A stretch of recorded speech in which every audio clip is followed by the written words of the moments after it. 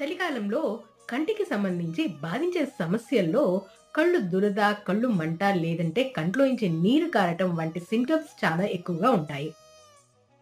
చలికి ఎక్స్‌పోజ్ అయినప్పుడు అంటే టూ వీలర్ మీద ఎక్కడికన్నా వెళ్ళినప్పుడు, లేదంటే చలిలో జాగింగ్‌కి వెళ్ళినప్పుడు అటువంటి సందర్భాల్లో చలికి ఎక్స్‌పోజ్ అయినప్పుడు కళ్ళు దురదలుగా ఉండటం, కళ్ళు నుంచి నీళ్లు కారటం, మండటం వంటి సింప్టమ్స్ ఉంటాయి.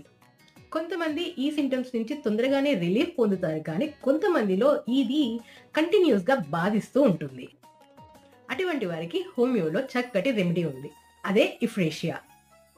ఇఫ్రేషియా 200ని డైలీ 3 టైమ్స్ అండ్ కంటిన్యూస్‌గా 5 డేస్ వాడితే ఈ సమస్య నుంచి రిలీఫ్ పొందొచ్చు.